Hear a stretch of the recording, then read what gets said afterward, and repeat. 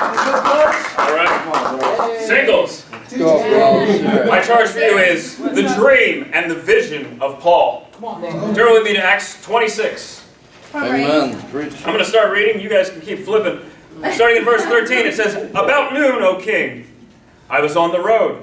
I saw a light from heaven, brighter than the sun, blazing around me and all my companions.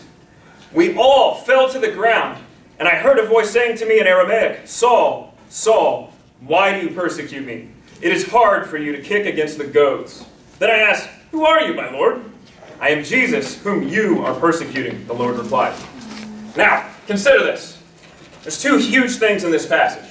There's a bright light. A light that's so bright that it flashes and it forces you to your knees. Brighter than the sun.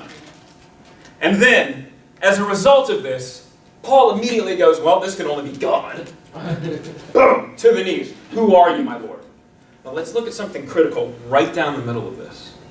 This was Paul, or Saul, walking on his way to Damascus. Okay? So Jesus, knowing Damascus, Greek territory, drops a Hellenistic proverb right in his face. He says, it's hard for you to kick against the goads. Wow. It's not exactly a word in English we use often. Anybody here have a goad at their house? Cool. So let's define this. What is a goad? A goad is typically an 8-foot wooden spear with an iron tip, sharp spike, or a hook on the end of it, designed for prodding your oxen as you're going along in the field and doing the work. Okay?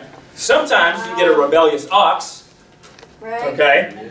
And sometimes when you're prodding him, getting him to move along, he kind of kicks back a little bit. Right. He gives you a little kick, but what is he kicking? Nothing. The spear. Yeah. He's kicking the spear that you're sticking him with. Now think about this. Jesus is always designing things and metaphors to make us think.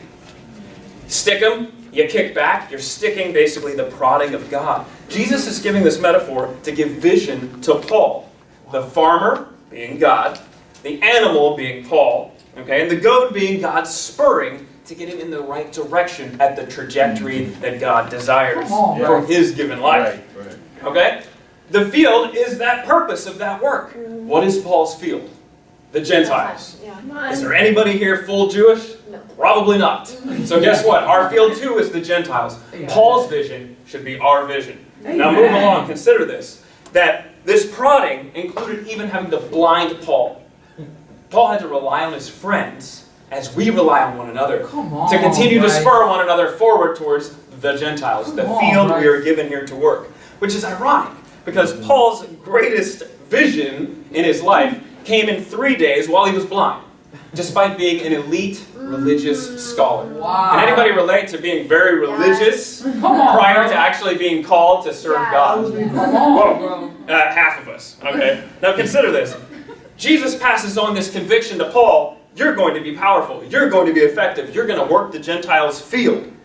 And then he was beaten, and then stoned, and arrested, and shipwrecked, and bitten by snakes, starving while floating on a log at sea, and still had the nerve to write down, rejoice, always. What kind of circumstances?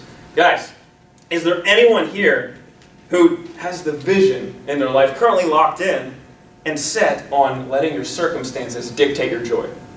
I challenge you to not let that happen. Your circumstances should not dictate your joy. That's right. Otherwise, Paul was a liar. Yeah. If the Holy Spirit inspired him, that makes the Holy Spirit a liar. Come on. Not exactly something we were going to talk about. That's right. Moving forward, Bryce. my question to you is, what are you kicking against? What prodding from God is stopping you from being fruitful? Is it confession?